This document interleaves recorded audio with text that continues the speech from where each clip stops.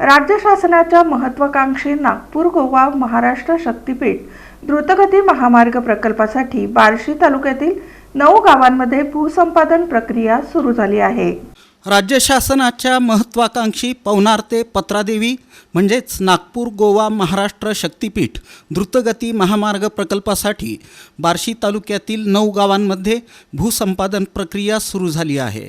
मोजणीच्या कामादरम्यान कायदा आणि सुव्यवस्था अबाधित ठेवण्यासाठी प्रशासनानं भारतीय नागरिक सुरक्षा संहिता 2023च्या कलम 163 अंतर्गत प्रतिबंधात्मक आदेश लागू केला आहे।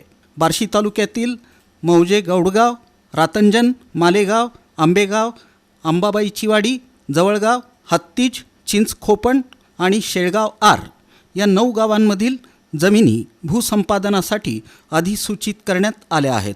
महाराष्ट्र महामार्ग अधिनियम 1995च्या कलम 15(2) अन्वये दिनांक 7 मार्च 2024 रोजी शासन स्तरावर अधिसूचना प्रसिद्ध करण्यात आली होती। त्यानुसार संबंधित गटांची मोजणी प्रक्रिया सध्या सुरू आहे। बार्शी तालुक्यातील मौजे गौडगाव इथं अधिसूचित गटांची मोजणी 27 फेब्रुवारीपासून सुरू असून मोजणी पूर्ण होईपर्यंत ही प्रक्रिया सुरू राहणार आहे। दरम्यान काही शेतकरी आणि नागरिकांनी भूसंपादन प्रक्रिया रद्द करण्याच्या मागणीसाठी आंदोलन सुरू केलं आहे। मोजणी प्रक्रियेत अडथळे निर्माण होण्याची शक्यता लक्षात घेऊन प्रशासनानं प्रतिबंधात्मक आदेश लागू केला आहे।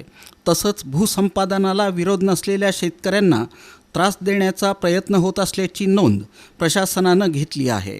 उपविभागीय दंडाधिकारी सोलापूर क्रमांक 1 सदाशिव पडदुणे यांनी जारी केलेल्या आदेशानुसार बेकायदेशीर जमाव जमवण्यास मनाई, मोजणी प्रक्रियेत अडथळा आणण्यास मनाई, शासकीय अधिकारी आणि कर्मचाऱ्यांना विरोध करण्यास मनाई, 5 किंवा अधिक व्यक्तींनी एकत्र येण्यास मनाई, मोजणीच्या दिवशी संबंधित गटाचे शेतकरी किंवा हितसंबंधित व्यक्ती वगळता इतरांना उपस्थित राहण्यास मनाई असं स्पष्ट करण्यात आलं आहे।